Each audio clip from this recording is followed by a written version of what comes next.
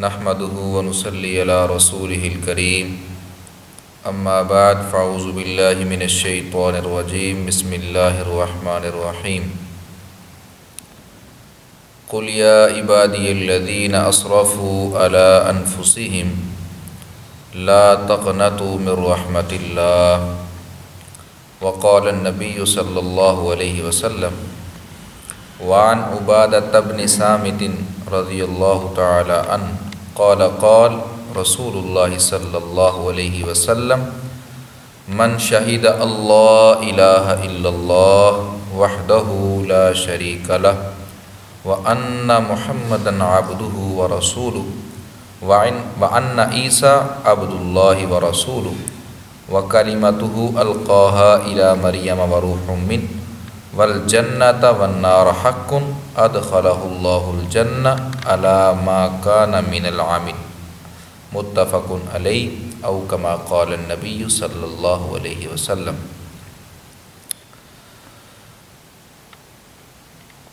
رب کائنات نے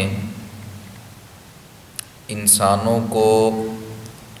امید دلاتے ہوئے اپنی کتاب میں اس بات کا واضح اور روشن پیغام دیا۔ ہر انسان زندگی کو گزارنے والا امیدوں کو لے کر ہی زندگی گزارتا ہے۔ ایک باپ کو اپنے اولاد کی نیک ہونے کی امید لگی رہتی ہے، فرما بردار ہونے کی امید لگی رہتی ہے۔ ایک استاد کو اپنے شاگرد کی عزتوں کی امید لگی رہتی ہے۔ اسی طرح ایک جو دکاندار ہے اس کو اپنی بہتر سے بہترین تجارت کی امید اور منافع کی امید لگی رہتی ہے کہ مجھے اس سے بارہا زیادہ سے زیادہ منافع حاصل ہو۔ یہی قانون رب کائنات نے کائنات کو تقسیم کرنے کے بعد اسی قانون کو بالکل تمام تر لوگوں کے لیے عام رکھا اور کہا باپ کو امید ہے اپنے اولاد کے نیک ہونے کی، استاد کو امید ہے اپنے شاگرد کی عزتوں کی حفاظت کی، دکانداروں کو اور دنیا داروں کو امید ہے اپنی دنیا اچھی کرنے کی اور اپنے منافع اچھے کرنے کی، لیکن میں رب کو امید ہے کہ میرے جتنے ایمان والے بندے ہیں میں ان کو پاک اور صاف کر کر اپنے پاس بلانا چاہتا ہوں۔ اسی وجہ سے اللہ رب العزت نے قرآن کریم میں ارشاد فرمایا یا عبادی الذین اسرفوا علی انفسہم لا تقنطوا من رحمت اللہ۔ گناہ گار بھی سن لیں،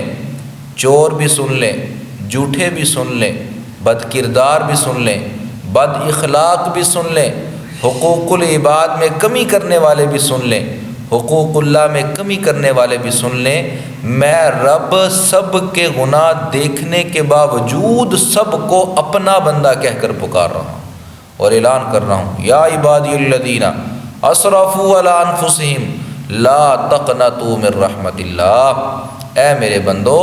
اے گناہ گار بندو، ایمان کا دعویٰ کرنے کے بعد گناہوں کے اندر اپنی زندگیاں گزارنے والے بندو، سن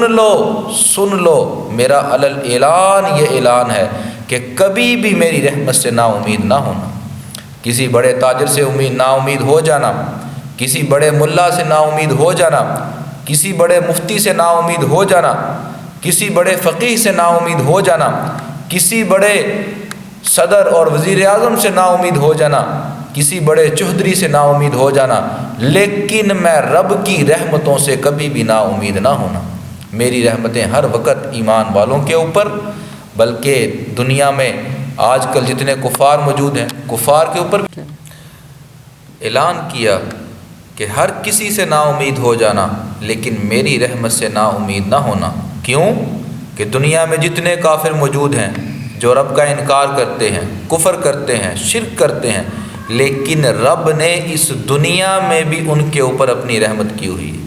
کہ ان کو کھانے دے رہا ہے، طرح طرح کی نعمتوں سے نواز رہا ہے۔ اور یہی فرمان گرامی ہے رسول اللہ صلی اللہ علیہ وآلہ وسلم کا کہ حضرت عبادہ بن صامت رضی اللہ تعالیٰ عنہ روایت نقل کرتے ہیں اور فرماتے ہیں کہ جو بندہ اس چیز کی گواہی دے کہ اللہ کے علاوہ کوئی معبود نہیں،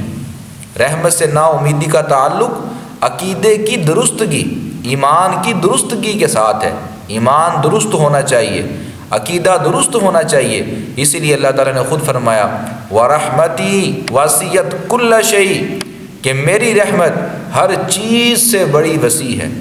بڑے سے بڑی، آسمان سے وسیع ہے میری رحمت، زمین سے وسیع ہے میری رحمت، پہاڑوں سے وسیع ہے میری رحمت، پوری کائنات کی ایک ایک چیز ایک طرف، لیکن میری رحمت کی وسعت اس کے دوسری طرف، کہ اللہ کی رحمت اتنی زیادہ وسیع ہے۔ اسی لیے فرمایا رسول اللہ صلی اللہ علیہ وسلم نے کہ جو شخص اللہ کو اکیلا معبود مانتا ہے